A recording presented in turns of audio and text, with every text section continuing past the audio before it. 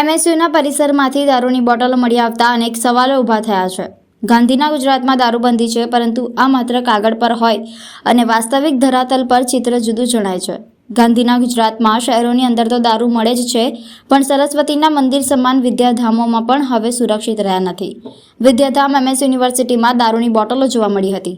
આ દારૂની બોટલો જોતા તંત્ર સામે ઘણા સવાલો ઊભા થાય છે કે જે વિશ્વવિખ્યાત મહારાજા સયાજીરાવ ગાયકવાડ યુનિવર્સિટી એ વિદ્યાનું મંદિર છે, પરંતુ વિદ્યાના મંદિરની કેમ્પસમાં દારૂની બોટલ બેફામ રીતે ખુલ્લામાં જોવા મળી હતી। હવે જોવાનું એ રહ્યું છે કે યુનિવર્સિટીના સંબંધિત સત્તાધીશો આ મામલે કેવા પ્રકારના પગલાં લે છે। સાથે જ એ પણ જોવાનું રહ્યું કે ગાંધીના ગુજરાતમાં દારૂબંધી હોવા છતાં પણ આ દારૂની બોટલો આવી ક્યાંથી? અગાઉ પણ દારૂની મહેફિલ માણતા વિદ્યાર્થીઓ નજરે પડ્યા હતા।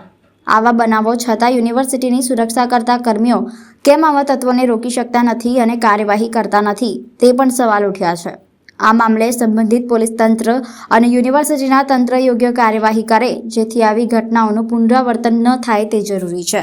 યુનિવર્સિટીના કેમ્પસમાં કેટલી એક બે જગ્યાએ ખાલી બોટલો પડેલી હોય એવું જણાઈ આવેલું છે।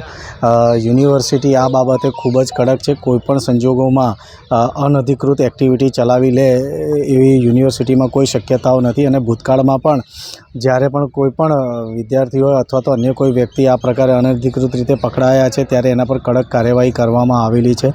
યુનિવર્સિટી આ બાબતે ઝીરો ટોલરન્સની નીતિ અપનાવે છે, અને આમાં પણ જો જેને કહેવાય કે કોઈ પણ જણાઈ આવશે દોષિત, તો એના વિરુદ્ધ કડકમાં કડક કાર્યવાહી કરવામાં આવશે। અને સાથે સાથે સિક્યુરિટી વિજિલન્સને પણ સૂચિત કરવામાં આવે છે કે આમાં જરૂર પડે તેના રોટેશન્સ વધારે, અને બીજી કોઈ પણ સિક્યુરિટીને લગતી જો કોઈ પણ રિક્વાયરમેન્ટ હોય તો એનું પણ ધ્યાન દોરવામાં આવે, જેથી કરી અને તાત્કાલિક રીતે એને એ કરી કેવી રીતે એને રોકી શકાય। શું આ કોઈ બહારથી મૂકી ગયું છે કે શું છે એ હકીકતની જાણ પણ વિજિલન્સને સૂચના આપવામાં આવે છે કે એ ઓથોરિટીને તાત્કાલિક કરવામાં આવે।